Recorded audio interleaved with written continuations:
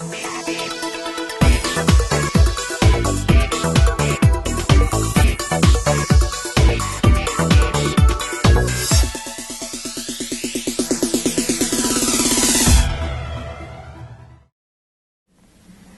my name is Erin. I'm an occupational therapy student at the University of South Alabama.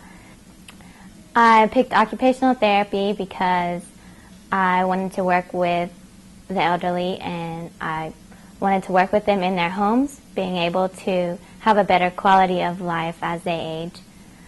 Originally I wanted to be a doctor, but I decided that since I really couldn't go in their homes as a doctor, I would rather be an occupational therapist, and it allows me to be able to be a more creative thinker. I can, adjust their home or give them equipment that just helps them to get around and do the things they used to be able to do more independently. In occupational therapy, we learn all sorts of things, and we have some lecture courses that are like science-based. We learn about all the development from when you're born to all the way to when you die. We learn about neurology, anatomy, all those different things. And then we also have classes that are more kind of lab type and occupational science more classes where we learn specifically about the types of interventions we do to help people who are struggling. And then we also have classes that we go over cases and learn specific examples and how we should treat them. We learn all the evaluation tools, and then we have labs where we get to paint or make pottery and learn about people's daily activities that maybe we never did before. We go out into the field and get to actually work with occupational therapists who are practicing, and we get to see live patients and touch them, and so we get to do all that. And then these are some things that we learn about during our classes.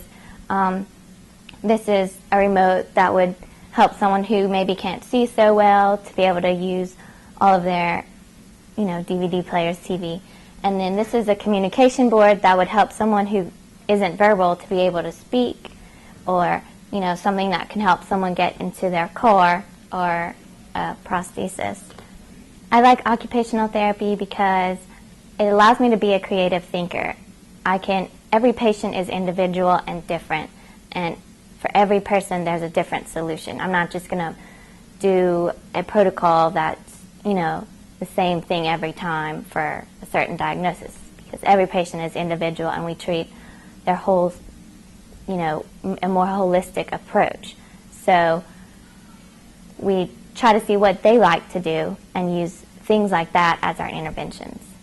So, for example, one fun experience that I had at school was I was on my fieldwork and I got to see a patient who had a traumatic brain injury, and I can see how he's getting better. First, he could barely tell the difference between colors, and now he can dress himself, and he has a little 3-year-old girl and a family, so it's really looking like he might get to go home soon. And so you can actually see the progress of a person and how much difference they're making in their life. The hardest part about pursuing occupational therapy degree is that it is a master's program, so they expect a lot of you and it takes a lot of time.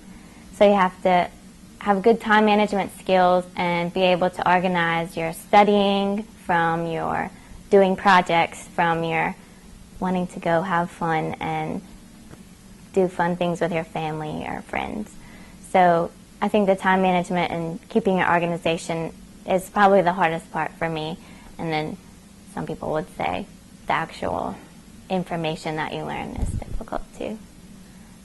For occupational therapy advice for school, I think the hardest part for me was some of the science classes and people in my class as well. So I would say to take a neuroscience class before you get into occupational therapy school and really work hard to learn your anatomy, as well as maybe take a medical terminology class, because the better rounded you are in your sciences, the easier your classes are going to come to you.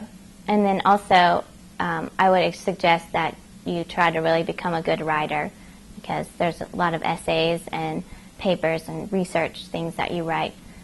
So knowing the writing mechanics would help you a lot too. So the last advice I would give to you before coming to occupational therapy school is to go and shadow an occupational therapist. Maybe become a tech or an aide in the field, maybe do an internship, so you can actually get some experience and see some of the things that you're going to learn about.